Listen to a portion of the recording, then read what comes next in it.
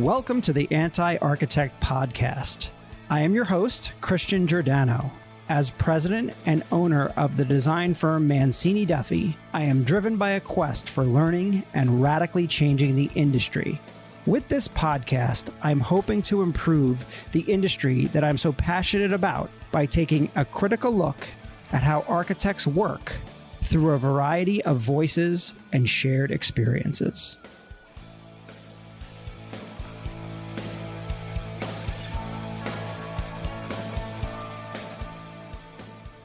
Hello, Anti-Architect Podcast listeners. I'm excited to have Danei Cesario as my guest here in our studio. Danei is an internationally licensed architect, project manager, founder, and public speaker. Originally from Manchester, England, Danei spent most of her childhood between the US and England. She developed her passion for architecture at the age of 6, and now with over a decade of experience, she is currently an associate at Skidmore, Owings & Merrill, leading mixed-use developments, healthcare, and wellness projects. Her passion for architecture and advocacy has led her to become a champion for design professionals and sought-after speaker.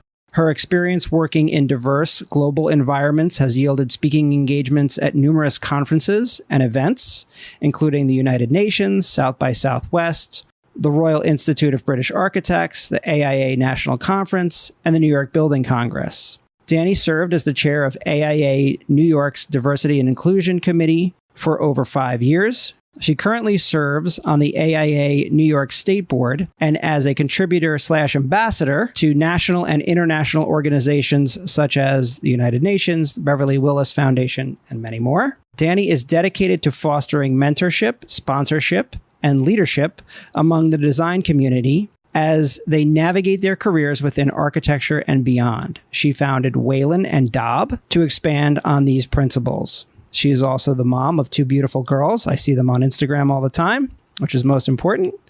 Danei, I'm super excited to have you here and have this conversation, and welcome to the podcast. Well, thank you so much, Christian, for having me. Absolutely. All right. So let's get right into some of the fun stuff, and then, let's have a conversation about kind of everything about you. So if you had to pick one thing that annoys you about your fellow architects, what might that be? I'm going to have to show my face back in my office, so I'll be careful with that one. I'm joking. I think what I've observed, right, as a fellow architect as well, is sometimes I think that we can be a bit formulaic with our approach to things, a bit rigid. And I think that the time that we're in has forced us to be more flexible, and our clients have asked us to be much more agile nowadays. It's not the same format that many people are used to. And I think if you've been in this industry for 20 years and so on, it sometimes is daunting for you to change that. So I think sometimes what is not as favorable for architects is the fact that sometimes we can be very rigid. And unfortunately, the supporting industries around us have cottoned on to the fact that they need to be much more agile and adaptable. And I think sometimes it sort of leaves us in the dust. Yeah, I would agree. So do you think that architects, even though as competitors, should share more information and kind of what they're doing about how we could be less rigid? For sure. I think we could be a lot more communicative about our processes. Not all of our clients have been, building in New York City specifically for, decades, right? So we have a certain shorthand. We have a litany of acronyms that we refer to. And I think sometimes it can be really alienating for people who are new to the processes. And I think sometimes that's a little bit of a loss. Yeah. I think if we were sort of more open, which is what I try and do, about what it is we actually do on the day-to-day, and not make it so like sort of what we see in movies, right? Where there's an architect off in the corner and they just brood mysteriously and they draw things, frenetically, and, but nobody knows what they actually do. Yeah. I think it would be super helpful. I think we'd be able to onboard more people who'd be interested in our profession. And I think it would demystify for a lot of the people who are our clients and our colleagues and our, even our consultants, to understand what we're going through and why we care about it. Yeah, I've had clients where they really know they truly understand the process and they kind of know everything about it, arguably more than I know, right? Which sometimes doesn't necessarily make them the best client. And then I've had clients that, have only remodeled their kitchen in their personal life, but yet are in charge of building out some massive facility, right? And they don't know the process whatsoever, right? And so it is interesting to how do we better educate, clients as we go, and then in general in the profession. I think that's a really valid point. So, in your opinion, is there anything broken with the general process in which we deliver projects? I think that we're looking at it now. I think IDP caused us to look inward at some of our processes. Like, why are we sort of creating drawings in more of a siloed setting than working across the table with people who are actually going to build it and working with, working in a more integrated approach overall to the project. And I think it's forced us to really question some of the processes we go through. Like, why does it have to be, concept and then schematic and then, so on and so forth. And I think the more that we blur the lines, the more that we can, as architects, educate ourselves. Because if you're perpetuating this detail, right? For instance, a wall detail that, our GCs and our subs are realizing, there might be a better way of doing this. And then we can sort of go in between to speak to each other during the design process and find a way that works for what the client ultimately wants and is also something that's going to be long lasting and also beautiful. I think that that would be so much better. Design and build is something that's been on a lot of our radars, especially, I'm sure you're seeing it. It's taking forever to get materials. We're having to protect the materials we do have on site because, they go walkabouts. And I think that we are charged to work in a more concurrent sort of schedule, which, we're having to do a lot more overlapping and just thinking way ahead because, just because you want X doesn't mean that X is going to be available with the longer lead times. So I think that we can teach a lot. Like the education has to work both ways. Yeah. There are teachable moments to our clients, to our consultants, and we can also learn quite a lot from them as well. It just needs to be a lot more open communication. Yeah, open communication is key, especially in IPD, integrated project delivery, and design build. There I went with an acronym. That's Look right. at that. Yeah. But when you and so I'm working on a proposal literally right now for a very large project, and it's if it were to go, we've talked about it being more of a design build. We've talked about maybe a different project approach, but yet I'm putting the proposal together in the very traditional method, right? But if we really could iron those details out, the developer would actually save money in the end and get a better product. But because of the way that things move and sort of in our industry, you always revert back to sort of the traditional method. And I'm not sure kind of how we can change that unless, as you were saying, we start early on in the education process. Like, hey, this is a different way of doing it. And people kind of come out of school knowing this stuff. Exactly. I mean, the traditional method is tried and true, right? We've built cities. You look out the window and you see an entire skyline that has its foundations in the traditional process, right? So it's hard to sort of go back and question these things, these new ideas, these opportunities for innovation, because we don't really know enough about it. So it's high stakes, in a place like New York City. It's time, it's money, all of that. And you want to be able to create the best possible project around all of those parameters. But you might not always have the sort of leeway that you would like to have those, teachable moments. You don't want a situation where, you've tried this new way and let's say it doesn't work out. And then it's like, okay, then it's, I think that architects sort of work from this fear of disappointment, That's a good point. So, we're trying our best to have these conversations earlier and to answer the questions that our clients ask us to why we're doing it this way. What is concept design? And it's not to downplay our clients at all. It's not that they are, uneducated or all novice or things like that. But I think opening up the doors as to why we do certain things and what are the milestones that we need to meet as the designers ultimately would be helpful. When you say the fear of disappointment, architects work out of the fear of disappointment. It's interesting. So how do you mean? Is it disappointing themselves, disappointing the client? What's your experience with that? I think, we envision things. We have an idea, right? We put it down to paper, and then this concept grows into being a 3D piece of art, essentially. And I think, unlike other creative fields where, you have, let's say, painting, you pass it over, and for the most part, there's not much follow-up. Our pieces of art, our creativity is something that people have to live with for decades.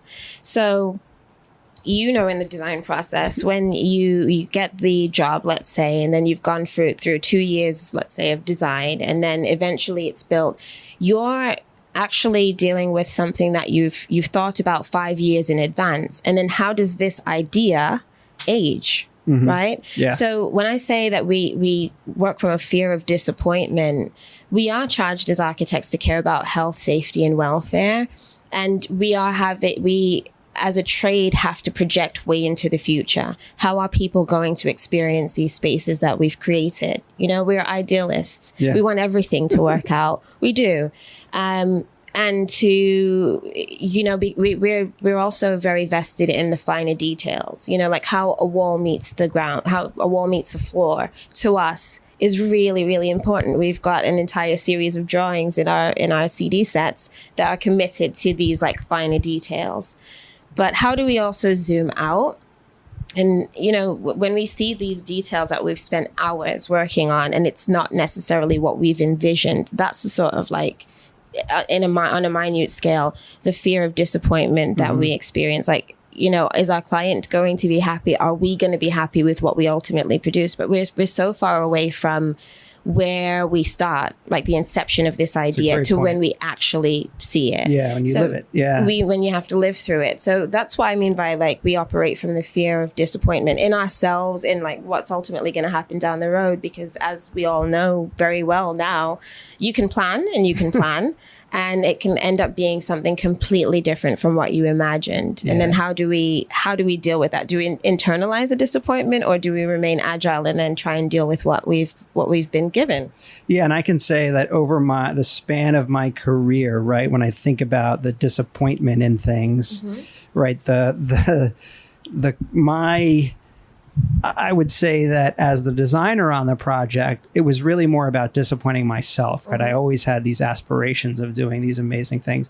Now on the ownership side of the company, right, I don't want to disappoint the client. And it's amazing how I've taken almost the completely different shift along the way. And I think if people listen to this, your perspective changes as you move through your career. And who knows, mine might go back to another perspective as it goes. For sure. I think it's really dependent on the role in which you operate within the field. Like as a project manager, I'm sort of on both sides, right? We're managing up, we're managing down, we're managing sideways. Like in a given day, I can speak to like the comptroller of our company. I'll be speaking to legal. I will be speaking to, one of the more junior designers on a given day, speaking to everybody within the company. And I think having that level of access to people who are diversely educated, and when I say educated, I'm not talking about in school, I'm talking more about their experience. Yeah. And like where people are coming from. Like it's an interesting crossroads at SOM because you've got people coming from all sorts of walks of life and different places. It's an international firm, and I think it's evident with the many people that I personally get to work with. Sure. And I didn't necessarily have that purview before working as a project manager. Like when you're operating as an architect on the design side, right? Often you're sort of boxed into your team. And you don't necessarily get to see sort of the business operations behind the company. It's a different level of investment. I think having my basis in architecture has added to how I experience and how I operate as a project manager, because I can understand and see and be vested in all sides. Yeah, I agree. It's a different perspective in each role that you have. Mm-hmm. And especially in the project manager, now you're responsible for not only delivering the project, but the finances of the project, of course. Which is something that I don't know, we'll talk about your education in a minute, but I know, in my education, we never talked about project finances. No. That's for sure. You kind of just learn them as you go and you hope it works out. Trial and error, right? Exactly. So why don't we, I'd love to kind of get to know you better. Our audience would love to. Can you tell us a little bit about your childhood in terms of growing up in both, the United States and England, and kind of how and why that came about? Sure. So,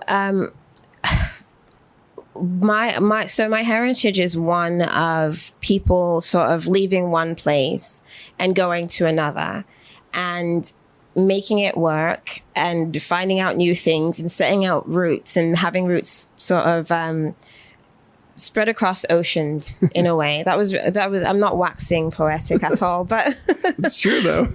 So I'll start from the very beginning. When my grandma was a child now, my grandparents are part of the Windrush generation. So they were among the people after the Second World War who were asked by, I'll say, the mother country of England to emigrate from Jamaica to England. My grandma and my granddad had 6 children, and they set roots in the north of England, in Birmingham specifically.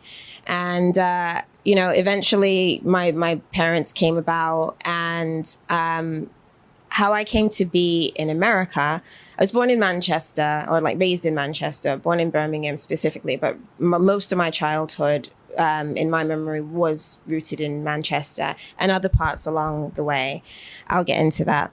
So my dad worked for an international company. He worked for Kodak for a really, really long time. And he had a lot of his professional life, most of it, I mean, he's somewhere in the city right now, has been here in Manhattan. My mom worked in housing in areas like Brixton and Hackney and so on in London. And the opportunity came about for them to come to America through Kodak, and my dad was transferred. And so we came. I was about 6 years old when I came here. Not quite. My sister wasn't born yet. And I really fell in love with the skyline. As I mentioned, my dad working in the city, as part of me sort of getting to know this new place and this new scale and whatnot, I would sometimes in the summertime come to work with him. And obviously the scale of a place like New York City versus much more like a village sort of town where I was used to. London is cosmopolitan, don't get me wrong, but there's different facets of any city. We lived off in the suburbs, sure. Not far from Wimbledon.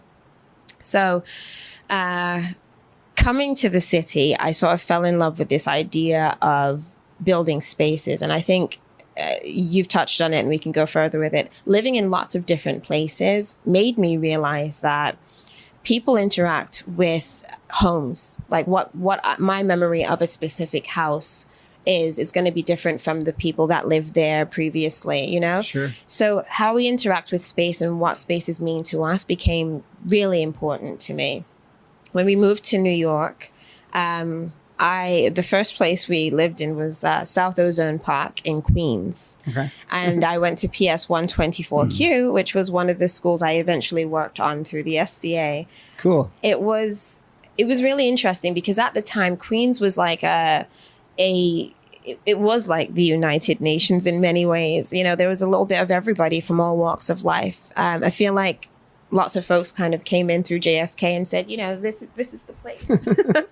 And so I think living in a diverse community, which South Ozone Park was at the time, was really paramount to me, because back then in school you would have like International Day where everybody would bring in a dish and so on, and you would get to learn about so many other cultures. What do they do in Trinidad, and how is it in Chile, and so on. And I think that gave me such a wealth of understanding of people that I think it's still inherent to everything that I do now.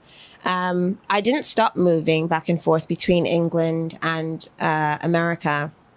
until I was about 18 years old. So in that time frame, I've lived in, I'll just list them off. I've lived in Sydenham in London. I've lived in, Surrey. I've lived in Queens, as I said, Bronx. I went to the high school in the Bronx, Stuart Clinton High School.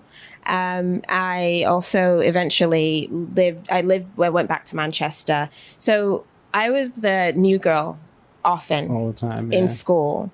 And being agile was super important because even though we moved quite a lot through my dad's job and through their quest of wanting to do what's best for the children, there's 3 of us, right? My brother, my sister, myself, I'm the eldest.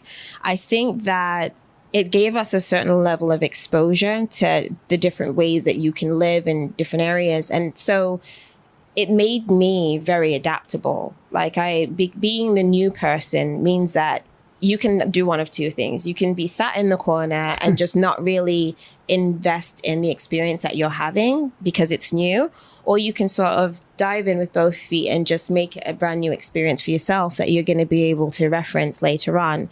I did the second, and my mom in her heyday was super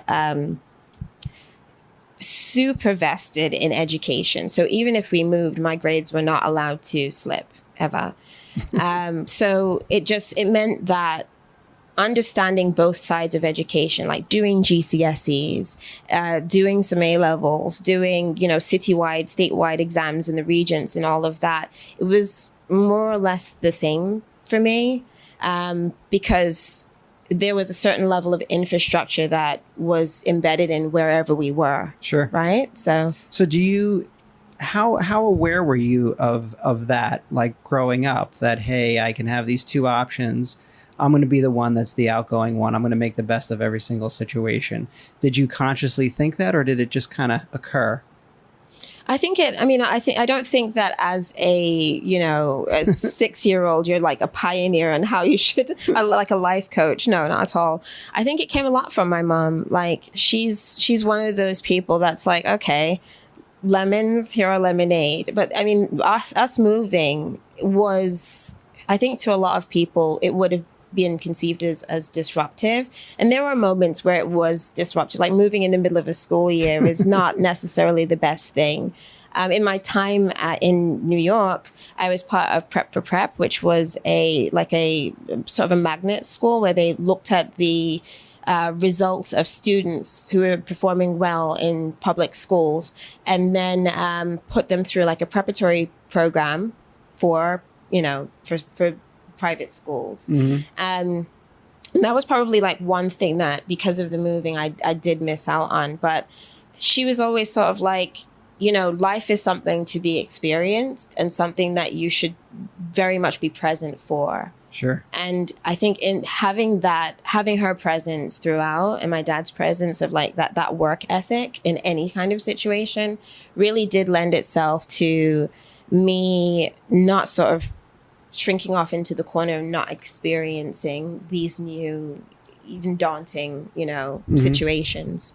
So now, just skipping ahead a little bit, we'll go back, but in kind of describing what you're talking about in terms of it obviously shaped who you are today. Mm-hmm. So now with your girls, right?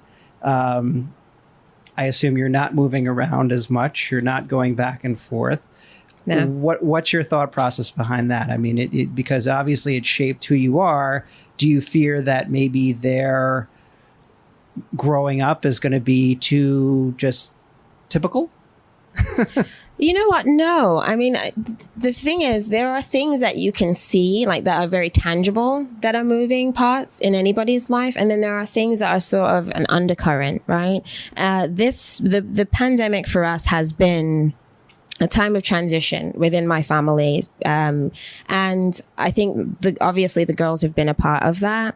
But I think as a parent, you have to show stability. Like I had that, mm-hmm. regardless of where we lived, there was a certain standard that my mom upheld.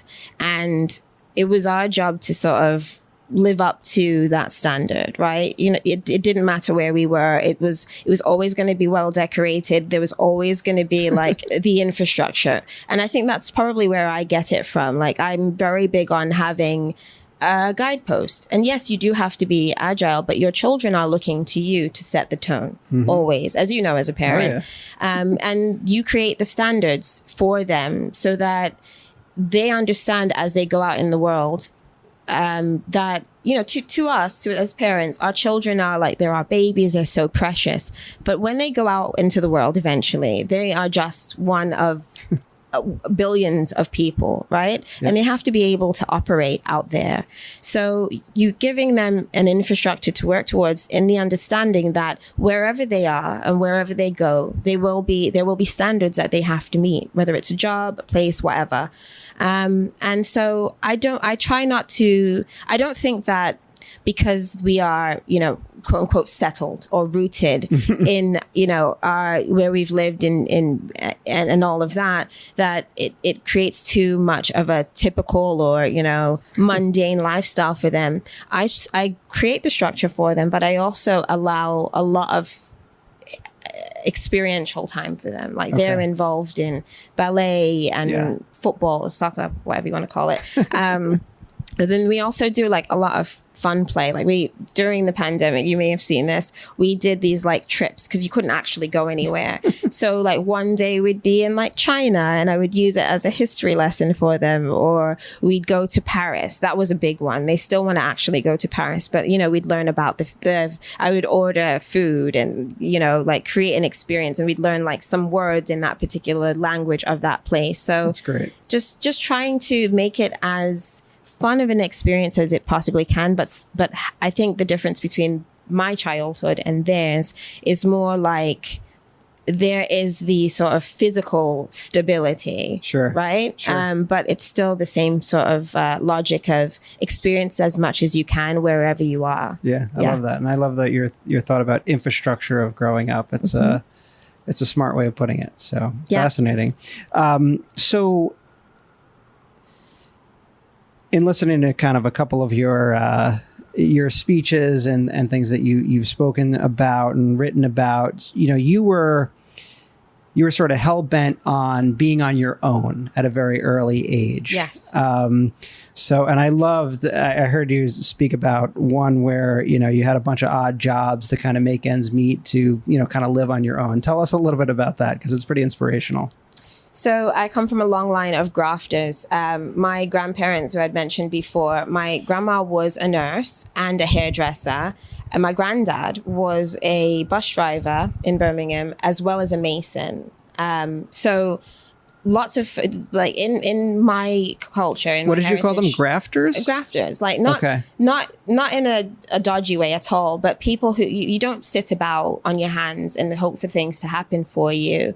I don't think I've never seen my grandparents just chilling out. I've never seen my dad like in the daytime, like just laid out on the sofa or anything like that. Like, there's always something to be done. Same, you know, everyone in my family, I think all of the elders, forgive me for saying that, in my family, they're people who are doing things always. So, to your question, I think if you want something and you're passionate about something, for me, it was my independence, because the flip side of having my mom's sort of infrastructure was that, and her standards meant that sometimes there wasn't necessarily, especially as I approached adulthood, the sort of leeway that I would like to explore and like understand and so on.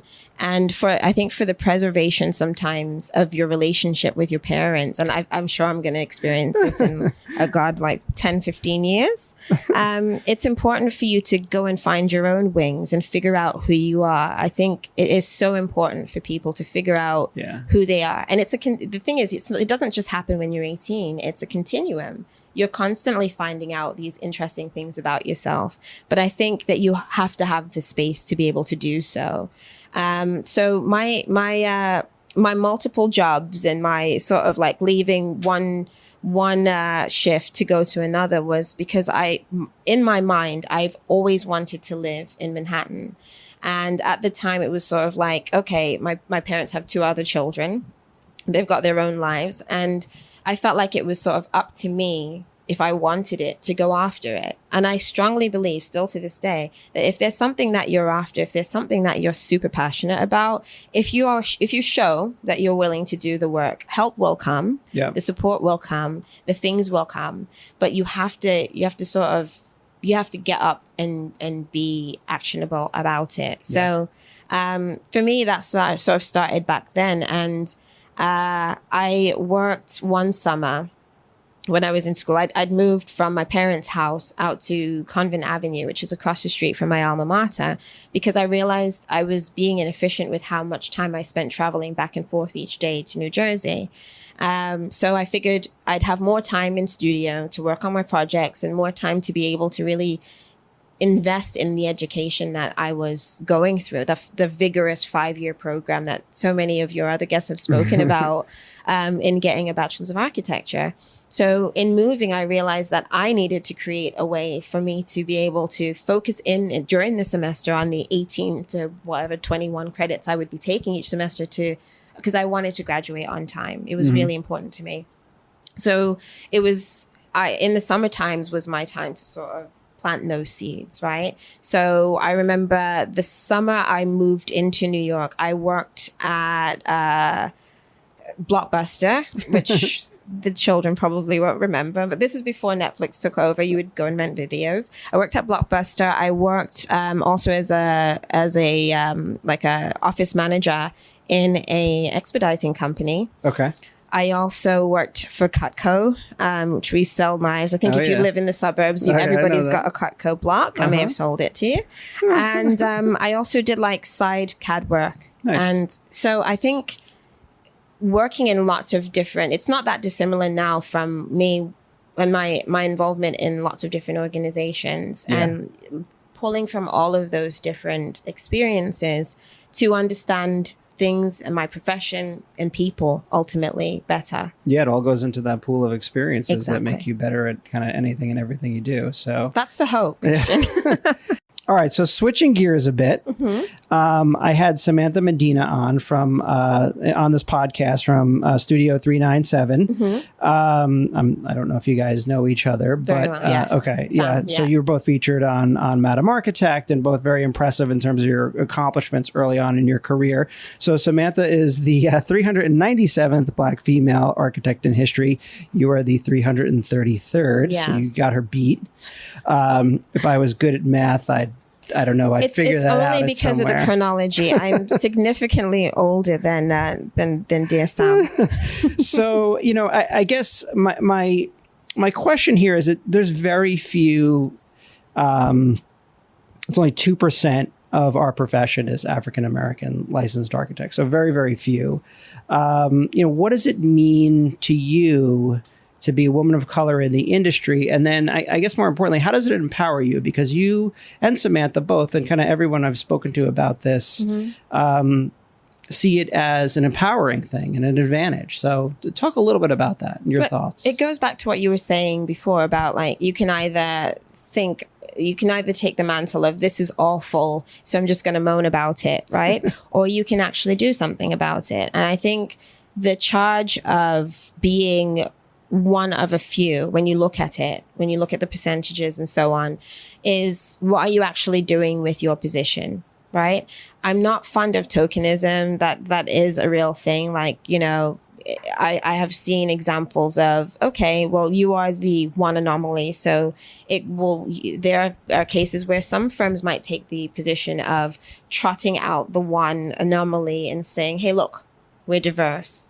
But there are other experiences I've had more recently at SOM where there are people who are ultimately wanting to see change and wanting to see, us as Black female architects get way beyond the minimal numbers that we have. We're, I think, in the 500s now. Yeah. But in comparison to our other counterparts, we would want more representation, obviously, but that means that we all have to work together, right? institutions, for one. Like I know AIA, NOMA, I'm actually heading out from here to go over to the NOMA conference in Detroit. Okay. They're vested in seeing those numbers change, right? Yeah. But I think it takes all of us actually doing the work and not just saying, okay, these numbers are abysmal, and, taking the stance of, well, we're not welcome here and so on. A lot of these experiences are true, don't get me wrong, but as a 333rd Black female architect, licensed, living, so on, in the United States, you have to be careful what you say. For me anyway, I think it's important to pay it forward. And a lot of the work that I've been doing through WALLEN and daub has been like really rooted in that. So just in terms of like what I do, and I don't want to make it like super general, at SOM, I'm part of the hiring committee. I'm also part of the internal NOMA committee. I think it's important through all of the different sort of in-house ERGs, like, groups that exist within firms, to take the time, hear what they're saying, see how you can push it forward. In my role in part of the NOMA committee, I report back to our internal TED committee about things that are coming up on our calendar, things that should be on the radar, not just for other Black and brown and BIPOC folks, but for the firm in general. Like, again, education is really important. You don't know what you don't know. So when there are things that are happening through other institutions that I might be a part of, I relay that. It's an ongoing conversation. I think it's important for people to see that, one, it can be done, and it can be done well. Yeah. And I think people like Samantha and, many of the other Black females in architecture, that we have a continuum of conversations through social media, through like checking in with each other. There's a level of support that is there that I didn't know about when I was in school. And I wish during those times when I was, wanting to change majors and wanting to quit and wondering if it's worth it, that I knew that there was this thing on the other side. So a lot of what I do is outreach to schools and universities and letting people know like what can be done and what is available out there, because there is so much now that if you're super focused in on like getting your degree, it's sometimes a bit hard for you to like look up and see what's about, Yeah. So it's interesting that SOM has that on an internal scale too, right? And that you're kind of leading the charge on that. It just gives me, thought, how do you do what you do internally there? How do we do that better in our firm? How do other firms do that? Or is there a way for you to scale kind of what you're doing and even more outreach to existing firms? And we'll talk about kind of what you're doing with schools in a bit. But on the professional side, is there a way that you can reach an even bigger audience where it's not things like an email blast and things that get lost in the shuffle, right? Yeah. But things that really are meaningful and actionable ultimately in the end. For sure. And it's important for people to see us out there at the career fairs. I think there has been a perception of firms that are very large and very established that it's sort of like, walled up to any sort of difference. And I think last year we saw a lot of demonstrative examples of folks that are, they're for the cause, right? But then we saw firms like my own, who we've established an equity action committee, which my colleague and friend Tiara Hughes is heading up. She's also doing the First 500, which is talking about like the lack of Black female architects and how can we help create that infrastructure. Between when I got licensed and now, I've seen so many more Black women get licensed, because I think it's very much about seeing that there are examples of women who have done it against all odds. Like it can be done, right? And we still acknowledge, like Sam and I chat and Tiara and I chat, and we acknowledge that there are these issues, but instead of just taking the stance of this is never going to change, we are spending a lot of the time and volunteering our free time to create these hopefully more sustainable ways of onboarding more diverse experiences, more diverse people, and creating equity for the folks who are already here. Because as you probably know, in our industry, retention is it's a tough thing to deal with. That's across the board. Everybody. Everybody. The grass is always greener on the other side for everybody. And I think that and it's tough. It's a tough environment. It really is. It really is. And I think that the kids are, I don't want to sound like, ageist or anything, but the people that I have met in their 20s are thinking so differently about the way that they work and about the ways that they want to exist. We've seen the exodus of people out from New York City to like farms in the middle of nowhere and like working remotely or choosing not to work or going off on their own. So I think that there's less of this idea of, okay, here is a clear pipeline of how you can get to where you want to be, because the last 18 months have forced us to question that and really reevaluate that. And so how do you say to somebody who has that mindset that it is worth it to come to a firm that has an established perception of how it runs, and that they will be happy and that they will be welcome and that they're going to contribute in ways that are meaningful to projects, to cities, to the skyline, to, all of these different things. And I think that both the Equity Action Committee, my position on the hiring committee, and all of the other things I do is really to show that it does exist. And for those who are still sort of like down in the doldrums and not necessarily wanting to change, that there is a need to. Because when you look around and there's no staff there to work on your projects, there's nobody to do the Revit, and you ask yourself why, it might have a lot to do with the fact that you, as a person who has seniority within a company, has made it known that you've got, I've done this way for 16 years, instead of making it a teachable moment for other people to learn from, so that they too can have 16 years where they are actually happy and fruitful in a company. Yeah, absolutely. How did you end up at SOM? Oh gosh, it's a long story. My LinkedIn is public. So how I ended up at SOM, always on the quest for better, honestly, Christian. And I started working, as you know, from the time I was in university. So in that time, I've worked in a variety of scales. I've worked in my first proper job out of school was at Jacobs Engineering in Morristown. So big E, little a.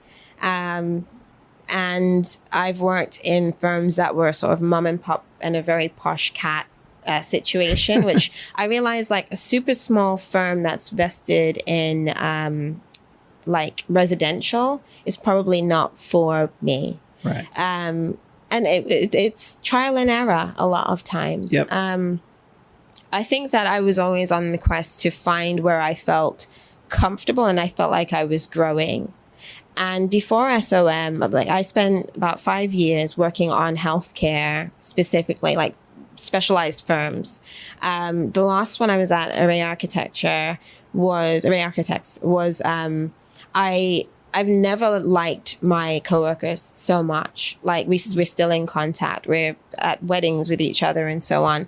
A fantastic group of people, great clients. But I was sort of at the point in my career where I was approaching that 10-year mark. And I think for a lot of us who have been actively working as architects and we're licensed, that's often the time that we start questioning things a lot. Where do you want to go? Yeah. What do you want to do? And there was an opportunity, because I've always been involved in stuff outside of work. I think the difference with coming to SOM was that at the very beginning, I said to them, listen, I'm involved in this. I care about X. I care about diversity and inclusion. I care about women in architecture. And these are the things that I am doing. And these are the things that I'm bringing to the table in addition to my hard skills. And here are my soft skills. And I think going in like that, as opposed to I think often we sort of lead with the things that we want to put on our resume. Mm-hmm. And it's not necessarily indicative of the people that we actually are.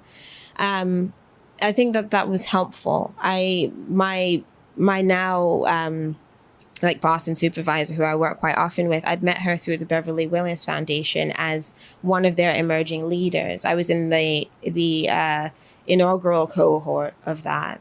And I got to be in the room with women who were coming from engineering and architecture and, really at that sort of 10-year mark also and wanting to push it forward. So having the coming full circle and being able to like now work with Julia on projects like Manhattan West and, also like bounce ideas off of each other in terms of how we can make our practice more equitable is fantastic. Like I'm leading up the MWBE participation in a lot of the projects that after all of the pursuits that we're going after right now. And just really trying to, on both sides of the table, see progress, really, It's great to hear that, first of all, I love the idea that you come in with, hey, these are all the things that I do. These are all the things that are important to me. Yes, I would like to work here too, but these are priorities as well, and I'm going to make them all work. I've talked about this before on the podcast and in other podcasts that to me is the ideal person that we're looking for. Someone that comes in and said, like we have a musician here who put out his first album, and it's really important to him. Nice. And my attitude is go for it. Do what you got to do, and we'll figure the work stuff out. And in the meantime, like I love the idea that you're super passionate about one thing and you also work here. It's great. Like just keep going, and the more the merrier kind of thing. So. It kind of has to be both, because I find that people who are passionate about things, about architecture, but then about other things, they are so dynamic, and they are the people that you want to work on with. They're the people that you want to staff on your teams. They are the people that, you're excited for the client to meet, because they have lots of points of reference. Sure. Do you know what I mean? And honestly, coming to SOM for me was, I think, just an understanding of who I am, and going back to the self-exploration that I spoke about earlier. I wanted to change scales. I wanted to bring my knowledge of healthcare and I've worked in different typologies as well. That sort of like institutional knowledge. I wanted to bring that to a firm that was established and had the scale where I felt like I could actually grow locally, internationally. And that has been for the most part the case. And being able again to work with people that I got to meet outside, like my first day walking around and, meeting people, and Julia turns to me and she goes, you kind of know everybody, but that's from being at the Center for Architecture and having that sort of spirit of collaboration everywhere that I go. Yeah. Yeah. So talk a little bit about, WALLEN and WALLEN and daub. Thank you. Yeah. WALLEN and daub. Kind of how did it come about? Your philosophy in terms of putting it out on Instagram and then I also want to hear a little bit about all your speaking engagements and how did that come about? Because you're out at some big events and doing some big speeches. How did all of that happen? I would say, so I'll answer your first question. I'll go in order.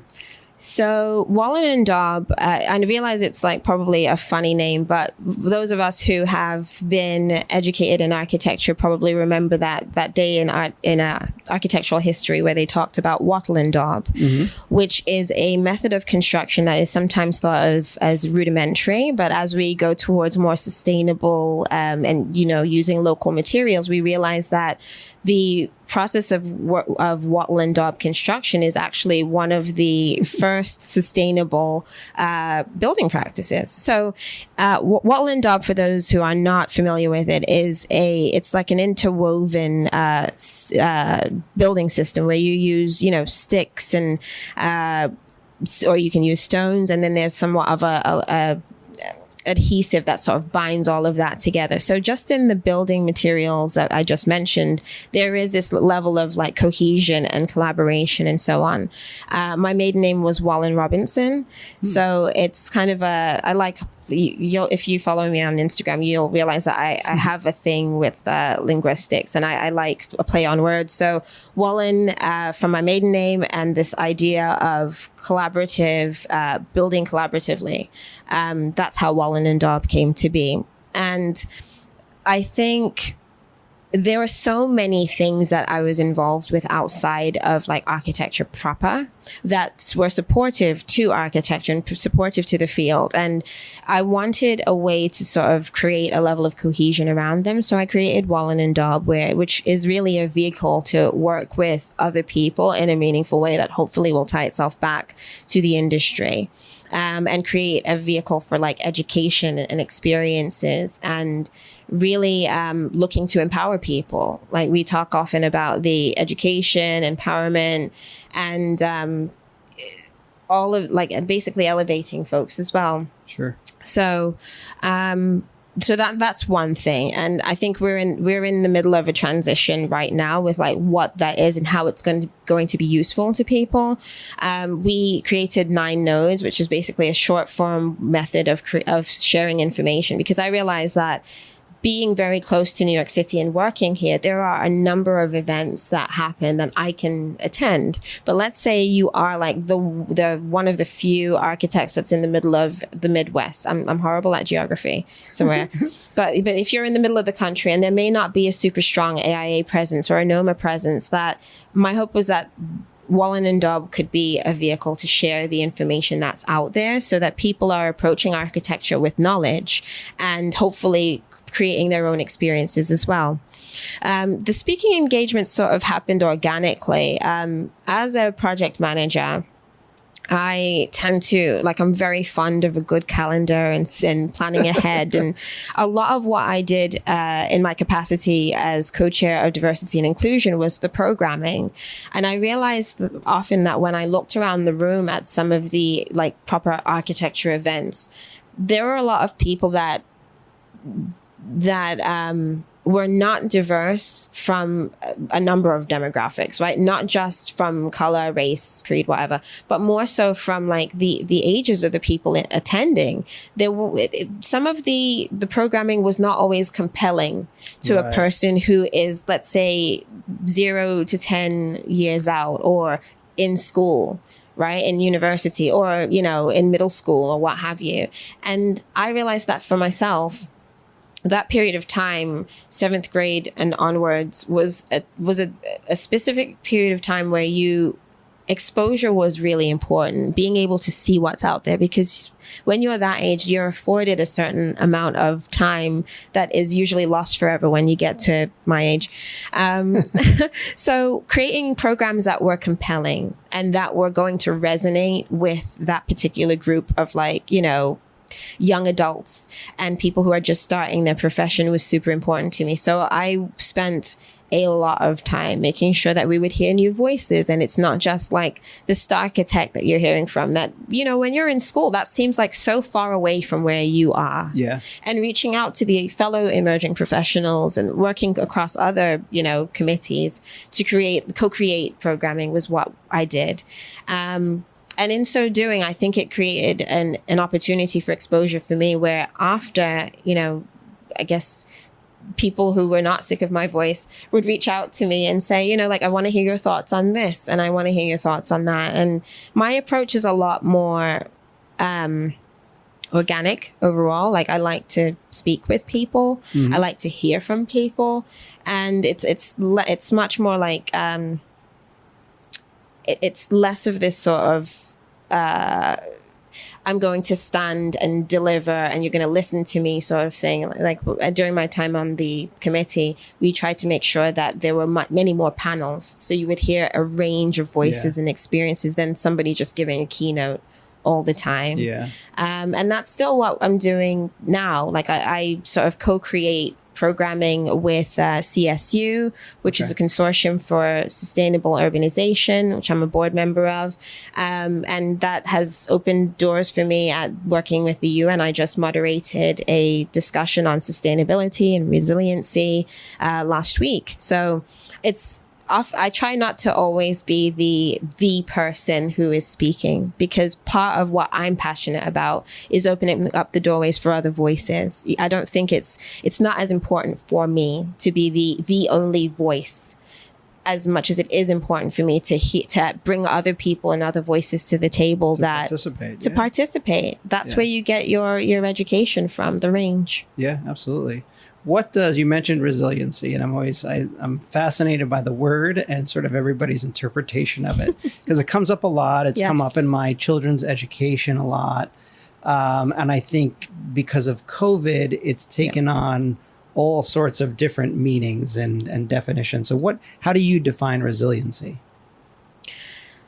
I've had to question that quite a lot, I think, in the past 18 months, honestly, Christian. And I think I would say it's a few things. For me, the main thing has been like knowing yourself. And I think from that, you can create an infrastructure. Like we talk a lot about the infrastructure that was completely shaken in our external lives, right? Like work, this division of work and home, having to wear the hat of a elementary school teacher and, a camp counselor and all of these things, particularly as a parent who did a lot of the heavy lifting even before COVID with a full-time job. Yeah. And then during COVID, a lot, transitions meant that it was more of the same, but way more intense.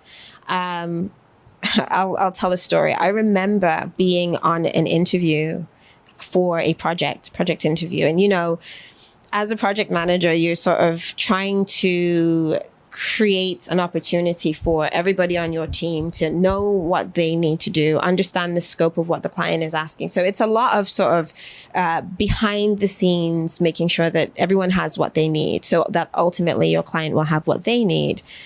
So you're tracking what the interview points are going to be, what your presentation is going to be, all of that. So that's happening. In the meantime, my daughter has like an online test, and it would have been a massive upheaval to try and change the time of things. Then my littlest daughter, who's now 4, was also potty training as I'm giving like the talking points in the agenda of this meeting to a potential client. And when you talk about anxiety and being on edge, and I was like on camera interviewing with my team and trying to make it so that everything is smooth and there's no indication that like life is also happening as my daughter's like figuring out potty training literally like down the hallway somewhere and creating an uproar. And then my daughter is also like doing school across from me at the dining table and just trying to like figure out that balance. And I realized that in that moment and many of the subsequent moments that were actual real life in the pandemic, that if you create a guide for yourself, like the infrastructure around you might completely fall apart. But if you have your own internal infrastructure of like what matters to you, what are your standards, what are the things that, regardless of all the things that change around you, what are you going to hold true to? And how are you going to operate? That creates such a level of peace for yourself and for the people around you that's really how I've been figuring it out. That's a beautiful answer. I love it. And I'm being completely honest. Yeah, no, absolutely. Yeah. So you're kind of bringing it all back around. Mm-hmm. If you had to do it differently as far as your career is concerned, what might you have changed? There's a part of me that wants to say, like, just off the bat, there's nothing I would have changed because it all afforded itself to where I am right now. And it was all part of the experience, right? If it hadn't happened in that way, I don't think I would be able to operate in a meaningful way in my particular role and in my particular setting. The flip side of that, and like the sort of like diving deeper into that, is I wish that I spent less time worrying, right? And just deep in self-doubt and feeling insecure and feeling like, it wasn't like something wasn't enough, or like, what was I doing wrong? It's not to say that people are beyond reproach, but I think it's really about your aspect of how you're looking at things, your perspective on how you're looking at things. and what you can learn from it. I wish that I had the maturity that I have now when I was 20 and when I was 18. And, I think my constant quest for better it's been one of the best tools that I think I've had embedded in me. But I think if I had had that with the sort of self-esteem or self-confidence when I was younger, I think I would have been able to see things faster. Right? Because now that I am wiser, I think I have a lot more understanding of folks and like being able to be more perceptive and read the room and so on. I wish I had what I have now back then.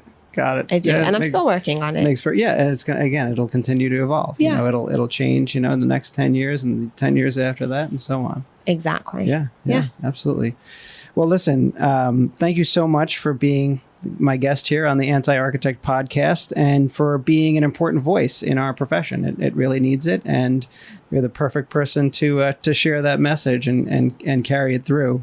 Thank you so much, Christian. So to see and read more about Danei, you can find her on Instagram at Danei Cesario, and on our LinkedIn, of course. And then for Wallen and Daub, it's also on Instagram, which is Wallen and Daub. We're at Wallen and Daub. At Wallen Daub, yeah. Yeah, That's perfect. it. Well, thank you again. I really appreciate it. Thank you so much for having me. Awesome. Thank you.